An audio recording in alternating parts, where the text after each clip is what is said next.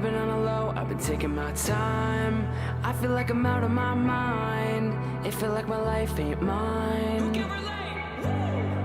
I've been on the low, I've been taking my time. Hey everyone, welcome back to Project Mayday. These are your hosts G and Bree. Today we have my main man, Erik Hernandez. He is 37 years old, a firefighter down from SoCal, and he's got an incredible story for you. And he also has his own nonprofit that he's in charge of called 809, Fight for Awareness, I'm sorry. But he'll dive into that, and welcome aboard. Thank you, man. Definitely stoked to be here. Absolutely, buddy. So kind of just start off. Give us how you got into the fire service. Yeah. So two different ways. Grew up in the San Fernando Valley in the actual city of San Fernando itself. I mean, normally people hear about the San Fernando Valley, but there's actually a city of San Fernando. So growing up in the early to mid 90s, not exactly the greatest of neighborhoods to grow up in. And quite frankly, dude, it was like almost like a rite of passage to go to jail. It's just the way it was. Like, you know, you grew up in those neighborhoods, go to jail, you come back out, and then you just kind of progress. So my favorite uncle at the time, he just stopped. I was 10 years old. I remember like it was yesterday. He just stopped showing up. And 10-year-old me kind of just figured he went to jail like everybody else did, you know? And what seems like an eternity goes by. And one day I'm playing in my grandma's backyard. I go in to get a drink of water. I hear my grandma crying in the front yard, and inquisitive 10-year-old me goes outside to see what's going on. And there's my Uncle Rick. And my Uncle Rick is in this uniform I've never seen before, but he is at least 10 feet tall, biggest guy I know. And I remember he's got the biggest dog I've ever seen with the textbook fireman giant truck, you know, and it's listed. And 10-year-old me just realized that there's more to life than what it is I had ever known. And the reality is that my Uncle Rick is 5'5" on a good day, and I'm 6'1", and he's, you know, 160 pounds, and I'm 210. And it was a little border collie, and he had this small little Toyota beat up pickup truck. But the 10-year-old me, my Uncle Rick was, you know, Paul Bunyan. For once in my life, there was more to life than that neighborhood I was growing up in. So that was the main thing that got me into firefighting. And then public service itself was, my mom was a respiratory nurse in the trauma center, a level 1 trauma center in San Fernando Valley. Dude, and some of my best memories as a kid were going to visit her at the hospital and hanging out, watching the traumas come in, or going to the helipad as they were landing and watching my mom go out there. And dude, I just thought it was the coolest thing in the world, you know, that she could make an impact in people's lives. Yeah. And on top of that, there's helicopters and stuff. Yeah. So that's what drew me to being a first responder. Gotcha. Well, I love that. I love that your 10-year-old self you broke the statistic of what you were supposed to be. I think that's really neat. So I kind of want to talk more about your nonprofit. So can you kind of describe what it is? Yeah, absolutely. So it's 809 Fight for Awareness. The name came from, I'm a Pasadena firefighter, and we're local 809. So that's where the 809 comes into play. And when we first started it, I actually didn't, I'm not the actual founder. I'm one of the people who established the nonprofit, but the way it started off was I've got a coworker who's a firefighter paramedic, Scott Henderson, and he actually came over to us from Cal Fire before becoming a Pasadena firefighter, and he brought over a lot of cool stuff with him. And one of the things that he was passionate about was mental health, and he and his wife, who's a PA, were thinking of what is it that they could do to bring mental health awareness to Pasadena and help our entire department be more involved with it. Our current chief is the president of the Firefighter Cancer Support Network. So we already have that, but mental health ties very much into it. So about 2 years ago, they were deciding what kind of program they could do, and they came up with a first responder boxing event, hence the Fight for Awareness. So 809, our local union, Fight for Awareness, because it was going to be a boxing match. And the wheels kind of started spinning, and we decided, well, let's make this as a fundraiser as well as have it become a community event. So we tie the community into our department, and then tie first responders from various departments into the mental health. And it just so happens that a fellow firefighter from Glendale Fire Department, he is one of the founders of Next Rung.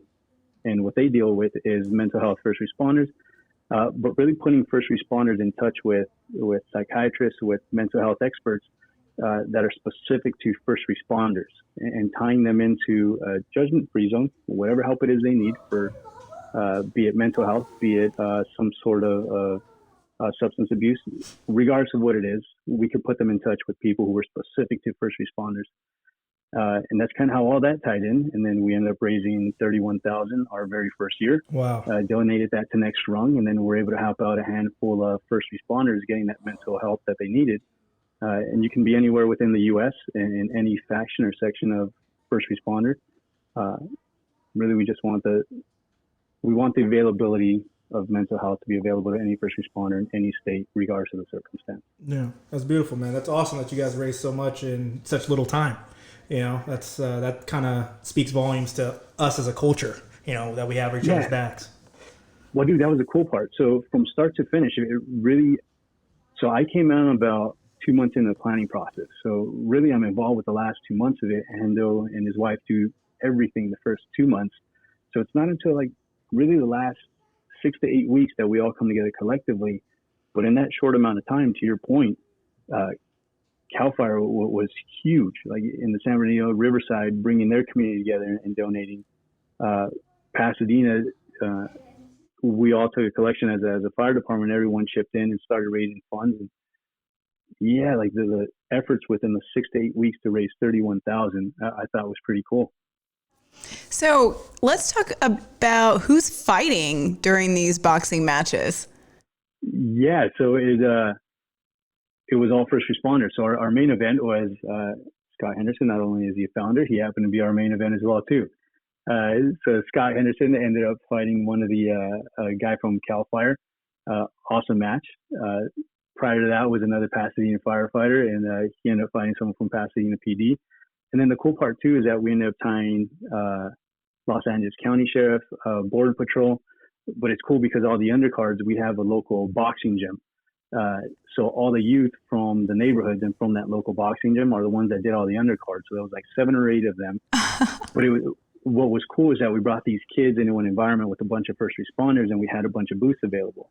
So it was almost used like a community outreach where we had these kids, kind of like myself, kind of like Henderson, where we had these at-risk youth who don't necessarily have all the guidance that they could maybe have in their lives. But here suddenly you're surrounded by a bunch of first responders who are passionate about the same thing that they're passionate about. So we already have something in common.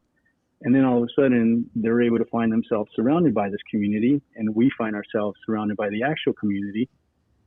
And before you know it, you've got these youth who may possibly end up finding themselves in the fire service. So the future of the fire service could be in those neighborhoods, could be in those undercards. Absolutely. And right away, all they know from the get-go is that mental health awareness is part of the firefighter, part of the first responder network. So these new generations, it's already been instilled in them at a young age. Mental health awareness ties into first responder EMS world. Okay, Eric, I have to ask, who's a better fighter? Firefighters or police officers? Well, I mean, I'm definitely biased. I would say Pasadena firefighters, and then probably everyone else on top of that. But yeah, I'm putting my money on firefighters all day, every Ooh, day. police are going to get real upset. I mean, they are trained to fight. I just want to point that out. Well, I would say go ahead and reach out to me, and if you would like to prove me wrong, then you can box in our next event. Again, you can find me at 809 Fight for Awareness. Oh no, we'll definitely make that happen. I'd love to see it. She can scrap. She can scrap. I'm actually afraid of her. So I actually used to be a bouncer, so just for the record. Okay. Yeah, that's why I knew I wasn't going to be a police officer. It was awful. So Eric, Yeah, I got to watch what I say now. I'm on eggshells now. So Eric, I know you have a strong community that's supporting you on this. However, your own household is supporting you on this. And how is your wife playing a role in this? I know she's a big part of it. Yeah, so this is awesome. So for 809 Fight for Awareness, there's 4 directors. There's myself, obviously. There's Scott Henderson, the founder. There's Jen, his wife, Jennifer, who's also a founder. And then Maggie's also a part of it as well, too. Maggie's my wife. So as we started getting into this, we were finding ourselves being even more passionate than we originally thought. So to be completely transparent, I've seen several different therapists in my time. I've been divorced before, and kind of threw me for a tailspin. So initially went to my very first therapist when I was still going through my divorce with my original wife. And one of the hardest parts that I found was the therapist I would go to would schedule stuff that had no idea about our schedule. Working a 48-96, so part of the things that the therapist at the time would be like, hey, so you and your significant other got to make time. So schedule Wednesday at we didn't have kids, schedule Wednesday at 8 p.m. and that's going to be dedicated therapy time. So then I have to explain to her, yeah, but I'm on shift and I'm on shift for 48 hours, but I might get forced to know 96, so that doesn't really work. And she just almost felt like I was making excuses. Or she'd be like, hey, you should schedule this in advance. I'm like, no, it doesn't really work that way because that's fire season, so I might be going out on a strike team. And if I don't go on a strike team, then I got to backfill. And I'd find myself, it almost felt like I was making excuses, but it's just the reality of the schedule. So that was the first therapist I went to. The second therapist I went to was just I needed a tune-up. You can only do calls for so long before they start eating you up, and I kind of just needed a tune-up, and it was the same deal. I felt like I spent my first couple sessions with the therapist trying to explain myself and my schedule and the way just things didn't work the way she was trying to plan it. Maggie's also been a therapist, my wife. So we started seeing that there's this consistent issue. Maggie is a very passionate person, and anyone can identify a solution, but it takes a leader to identify solutions to the problems. So Maggie decided, well, why don't I become a marriage and family therapist? I happen to be the wife of a first responder. I absolutely understand it. And I feel like we've got a healthy relationship where we constantly try to communicate with one another and kind of allow ourselves to be vulnerable. But I catch flack for it sometimes, but in the reality, it's my form of therapy. So that's how it ties into my own household through establishing the 809 Fight for Awareness. She's currently attending Pepperdine University, where she's going to obtain her marriage and family therapist with an emphasis on first responders and PTSD. Wow, that's amazing.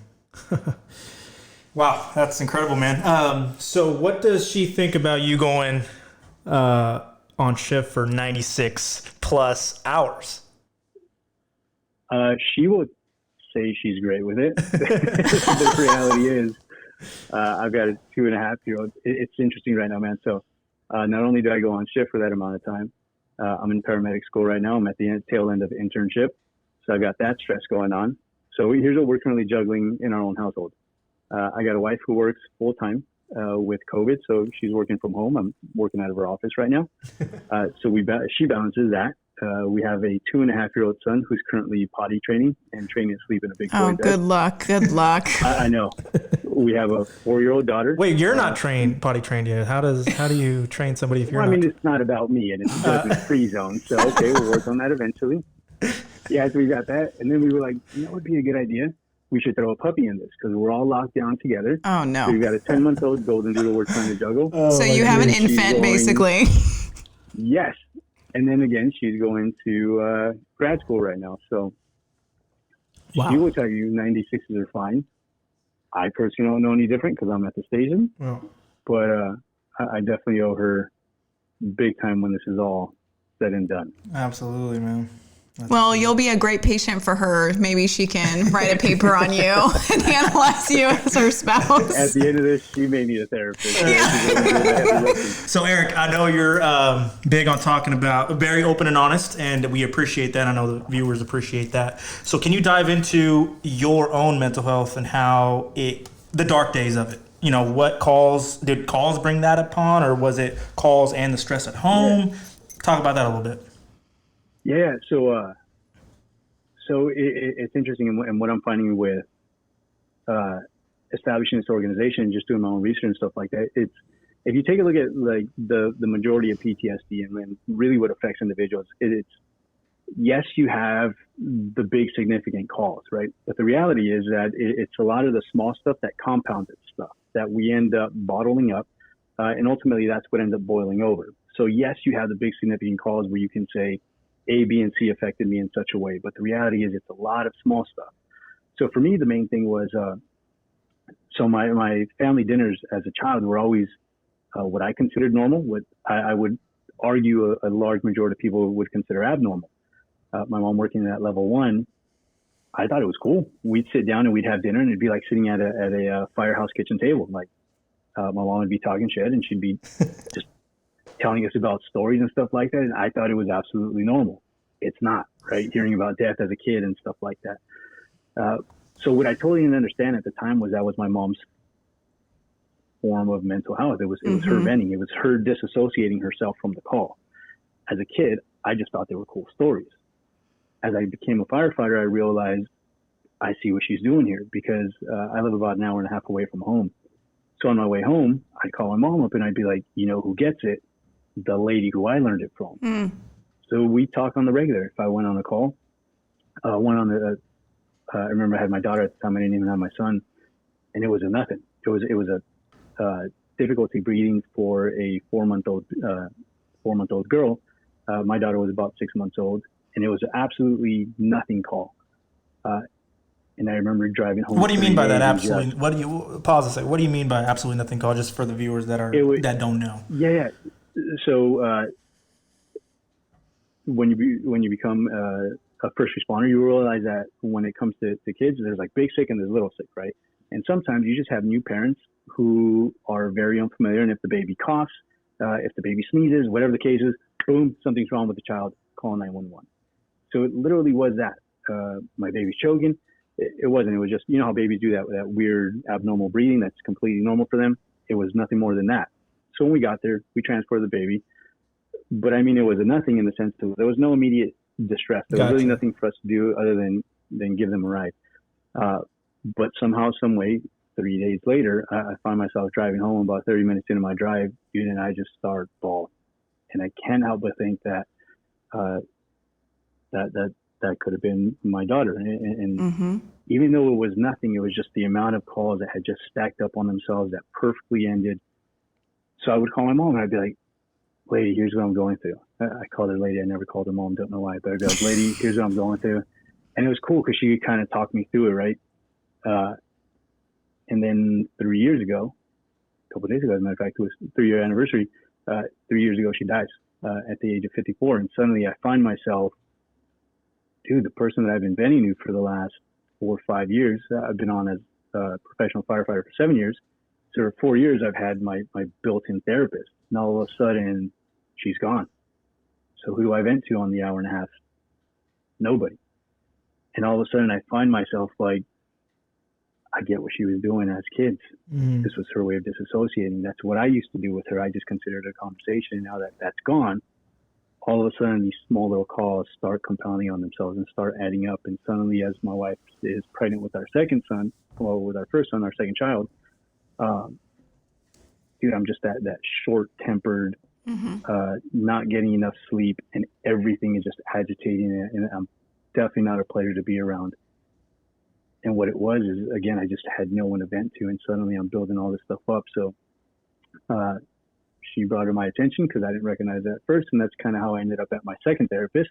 For me, going to a second therapist was even more beneficial, I think, than going to my first one, because I've always assumed that PTSD was big, life-altering, changing events, and what I learned was that that's not the case for a lot of people. The reality for a lot of people is it's a stacking effect. It's a bunch of small cause. It's the lack of sleep. It's the poor sleep.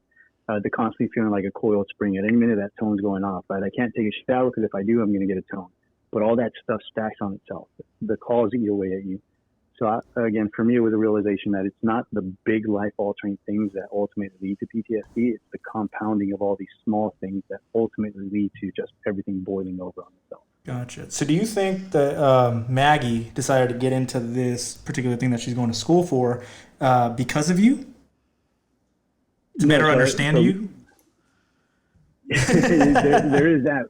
But the reality is, dude, is that I think it'd be safe to agree as a whole that we focus a lot of the time and our efforts on the first responder itself, right? But I wasn't the one being affected by it. I mean, I just didn't know it. But you know who did know it? My wife and my kids, because they had to be around me, right? So for Maggie, the realization was that, and for me ultimately was that first responders were selfish in that we get a lot of the attention for ourselves, right? First responder mental health awareness. It's never family plus first responders. It's first responder mental health. But the reality is she goes through it just as much as I do.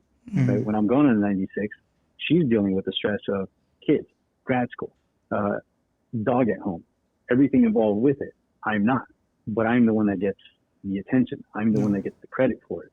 I'm the one that gets free Starbucks, not her.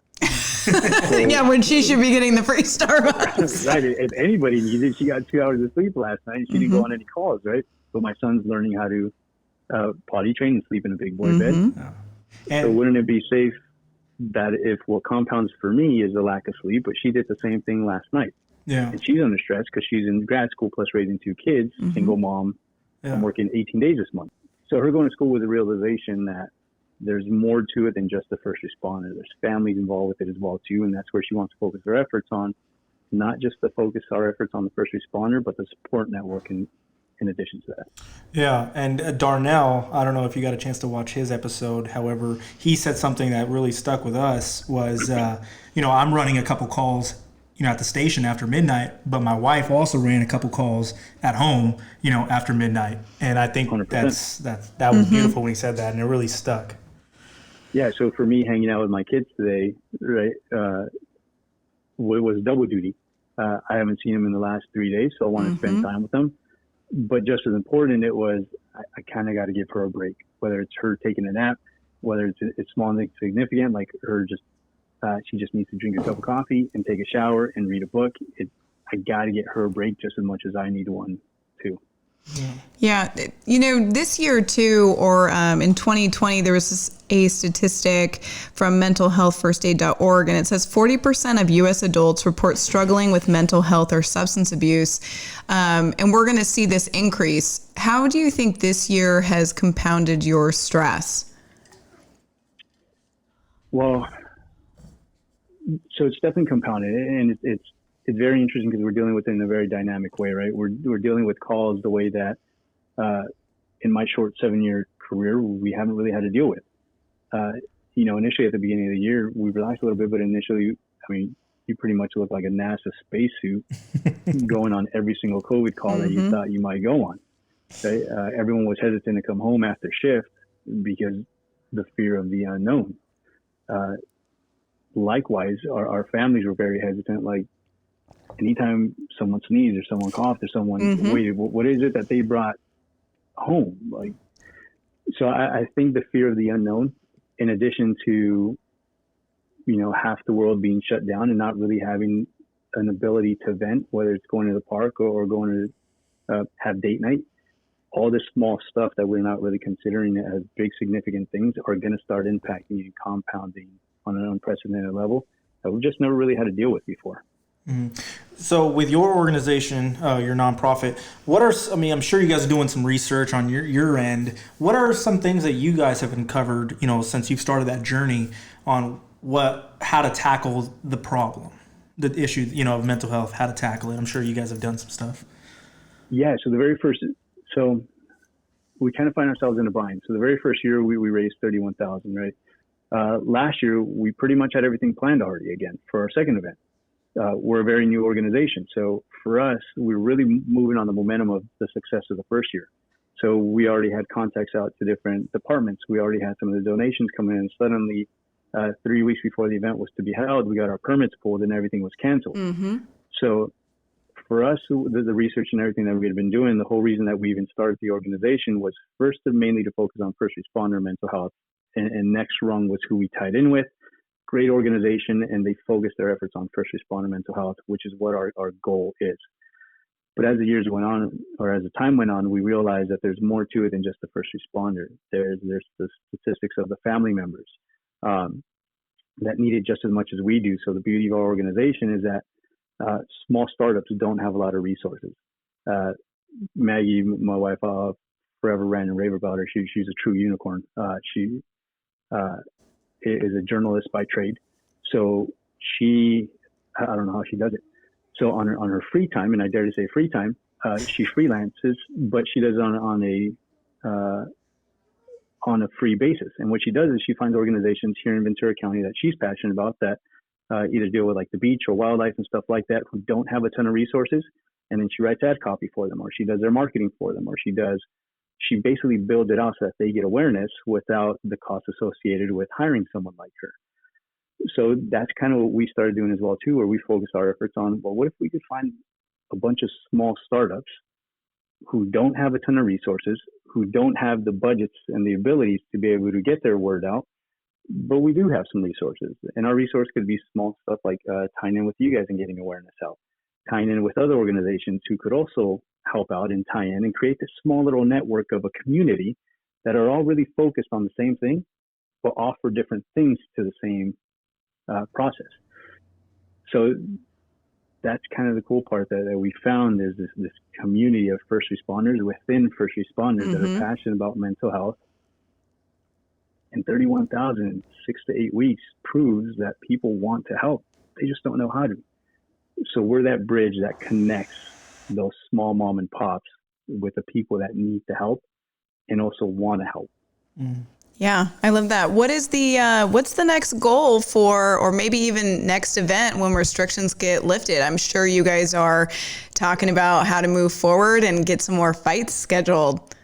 Yeah, so we already had a bunch of stuff in plan. So really it's keeping in tune with what it is we already had established, and really harboring those relationships. Because what we're worried about is a couple of different things. Quite frankly, businesses going out of business.